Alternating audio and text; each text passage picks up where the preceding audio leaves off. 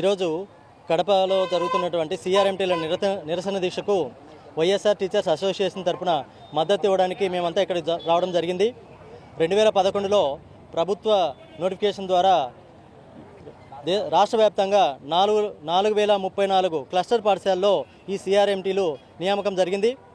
వీళ్ళ అన్ని అర్హతలతో school assistant సమాన అర్హతలతో వీళ్ళంతా నియామకం జరిగింది. అంటే డిగ్రీ అయితేనేమి, బీఎడ్ అయితేనేమి, టెట్ క్వాలిఫై అయిన వాళ్ళను మాత్రమే అన్ని నిబంధనలు పాటిస్తూ వీళ్ళందరినీ నియామకం చేసుకోవడం జరిగింది. కానీ ఇక్కడ శ్రమ ద్రోపిడీ జరుగుతుంది.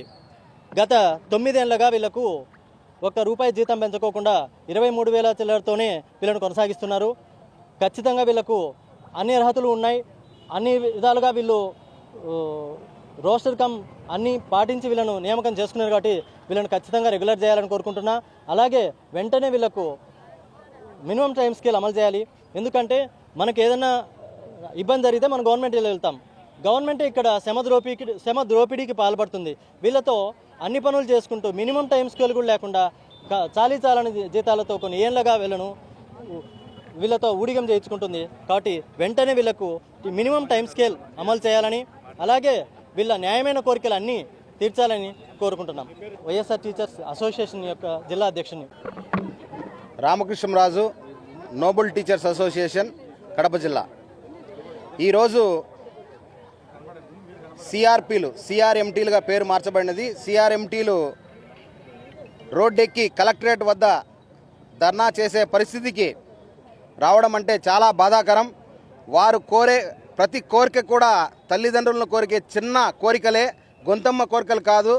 వాళ్ళ హక్కుల కోసం ఈరోజు రోడ్డెక్కినారు. కాబట్టి ప్రభుత్వం ఖచ్చితంగా వీరి సమస్యలన్నింటినీ పరిగణలోకి తీసుకొని ప్రతి సమస్య కూడా వాళ్ళు తీర్చదగినదే, ఏది ఫైనాన్స్ సంబంధించినవి కాదు.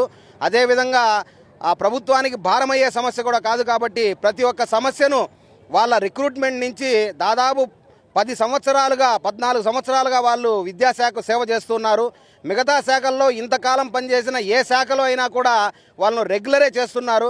కానీ మన విద్యాశాఖలో వీళ్ళు అన్ని అర్హతలతో జాయిన్ అయ్యి విద్యాశాఖకు మూల స్తంభాలుగా ప్రతి కార్యక్రమంలో కూడా ముందుండేటువంటి సిఆర్ఎంటీల కోరికలను అన్నింటినీ ప్రభుత్వం వెంటనే పరిష్కరించాలని, దీనిని మరింత ముందుకు పోకుండా అన్ని ఉపాధ్యాయ సంఘాలు వీరికి మద్దతుగా నిలుస్తున్నాయి. కాబట్టి వీరు కూడా ఉపాధ్యాయులు చేసేటువంటి ప్రతి పనిని ముందుండి నడిపిస్తున్నారు. కాబట్టి వారి చేసేటువంటి శ్రమకు దోపిడీ కాకుండా శ్రమకు తగ్గ ఫలితాన్ని ఇవ్వాలని కోరుకుంటూ, అదేవిధంగా ప్రభుత్వాన్ని కూడా ఈ సందర్భంగా మరొకసారి వారి కోరికలన్నింటినీ తీర్చాలని కోరుకుంటూ థ్యాంక్ యూ.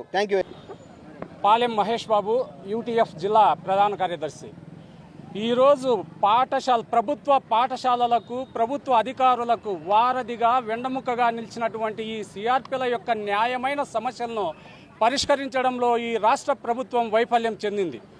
వాళ్ళు ఈరోజు 23,500 రూపాయలతో మరి చాలని వేతనాలతో పెరిగిన ధరలకు ఏ విధంగా జీవించాలి అనేటువంటి ఒక న్యాయబద్ధమైన డిమాండ్తో ఈరోజు రోడ్డునకు వస్తే మరి ఈ ప్రభుత్వం ఆ న్యాయబద్ధమైన డిమాండ్లను పరిష్కరిస్తామని చర్చలకు పిలిచి కూడా మరి ఆ చర్చలను వైఫల్యం చెందడం, అలాగే మరి ఈరోజు ఆ చాలని జీతాలతో పనిచేస్తున్న వీళ్లను క్లస్టర్లను విభజించి ఆ తక్కువ జీతంతో పనిచేస్తున్న వీళ్లను దూర ప్రాంతంలోని క్లస్టర్లకు కేటాయించడం అనేటువంటిది చాలా అన్యాయం. దీన్ని పూర్తిగా ఆంధ్రప్రదేశ్ యూటీఎఫ్ పక్షాన మేము వ్యతిరేకిస్తున్నాం. మరొకటి, ఈ సిఆర్పీలు అనేటువంటి వాళ్ళు ఉపాధ్యాయులతో సమానంగా పనిచేస్తున్నారు. ఉపాధ్యాయులతో సమానంగా పనిచేస్తున్నటువంటి వీళ్ళ పట్ల ఈ రాష్ట్ర ప్రభుత్వం వివక్ష చూపడం సరైనది కాదు. వాళ్ళ సొంత డబ్బులు ఖర్చు పెట్టుకొని పాఠశాలలకు వెళ్ళి మరీ పనిచేస్తున్న వీరికి కనీసం ట్రావెలింగ్ అలవెన్స్ కూడా ఇవ్వలేని దుస్థితిలో ఈ రాష్ట్ర ప్రభుత్వం ఉందంటే ఇంతకన్నా సిగ్గుచేటు ఇంకొకటి లేదు అనేటువంటి విషయాన్ని తెలియజేస్తున్నాం. ఏది ఏమైనప్పటికీ ఈ న్యాయబద్ధమైన సమస్యలను ఈ రాష్ట్ర ప్రభుత్వం పరిష్కరించకపోతే ఆంధ్రప్రదేశ్ ఐక్య ఉపాధ్యాయ ఫెడరేషన్ యూటీఎఫ్ వీరి వెన్నంటి ఉండి ఈ సమస్యలు పరిష్కరించేంత వరకు పోరాట పంతాలో ముందుకు వెళ్తామని ఈ సందర్భంగా తెలియజేస్తున్నాం. Thank you. పేరు కళ్యాణి, వేంపల్లి మండలము, సిఆర్ఎంటీగా పనిచేస్తున్నాం. మేము సిఆర్ఎంటీగా 14 సంవత్సరం నుంచి ప్రభుత్వ రాష్ట్ర కమిటీ ద్వారా, డిస్ట్రిక్ట్ సెలక్షన్ కమిటీ ద్వారా సెలెక్ట్ అయినటువంటి రోస్టర్ కమ్ రిజర్వేషన్ రూపంలో మెరిట్ ఇంటర్వ్యూ రూపంలో మేము సెలెక్ట్ అయి ఉన్నాము. ఒక స్కూల్ అసిస్టెంట్ క్వాలిఫికేషన్లో ఉన్నాము. 14 సంవత్సరం నుండి సమగ్ర శిక్షలో మేము విధులు నిర్వర్తిస్తున్నాము.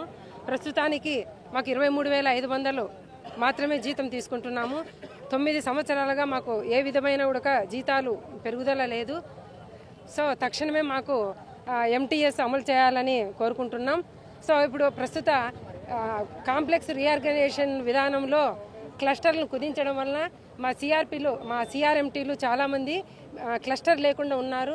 సో ఈ పద్ధతి వలన మా క్లస్టర్లో మా కాంప్లెక్స్లో వేంపల్లి మండలం అన్ని మండలాల్లో ఉన్న సిఆర్ఎంటీలు బాగా యూనిటీగా పనిచేసుకునే తరుణంలో ఈ కాంప్లెక్స్ల ఆర్గనైజేషన్లో భాగంగా సిఆర్ఎంటీలకు కాంప్లెక్స్ లేక గొడవలు జరిపి మాకు చాలా ఇబ్బందికరంగా ఉంది. ఇదే విధానంలో ఒక్కొక్క సిఆర్ఎంటీకి 15 నుంచి 20 స్కూల్లో రావడం జరుగుతుంది. ఈ 20 స్కూళ్ళు విజిట్ చేయడం విధానంలో మాకు గతంలో ఒక 3-4 ఇయర్స్ మొబిలిటీ గ్రాంట్ ఉండేది. ప్రస్తుతం ఏ విధమైన ట్రాన్స్పోర్ట్ అలవెట్ కానీ మొబిలిటీ గ్రాంట్ కానీ లేదు. 20 స్కూళ్ళు విజిట్లు చేసి మేము డేటాను కలెక్ట్ చేసుకోవడం ఉంటుంది. సో ఫస్ట్ మొదట్లో మా ప్రధానమైన డిమాండ్ ఎంటీఎస్ అమలు చేయాలి. ఈ రీఆర్గనైజేషన్ అయినటువంటి ఏ క్లస్టర్ బి క్లస్టర్ అనే విధానాన్ని రద్దు చేసి అందరినీ మండలంలోనే ఉండాలి. ఈ జీతంతో పక్కన మండలాలకు పంపించి సిఆర్పీలను ఇబ్బందులు పెట్టి పరిస్థితులకు గురి చేస్తున్నారు.